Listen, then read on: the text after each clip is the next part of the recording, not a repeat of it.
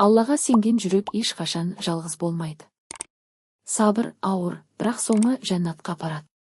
Дұға әлсіздің қаруы емес, мүміннің күші. Алла кешіктіреді, бірақ ешқашан ұмытпайды. Қиындық жаза емес, сынақ. Сабыр еткенге сауап. Жүрек тыныштығы дүниеде емес, Алланы еске алуда. Бір дұғаң тағдырыңды өзгертуі мүмкін. Аллаға жақындаған сайын уайым алыстайды. Иман қараңғыда жол көрсететін нұр. Алла разылығы ең үлкен байлық.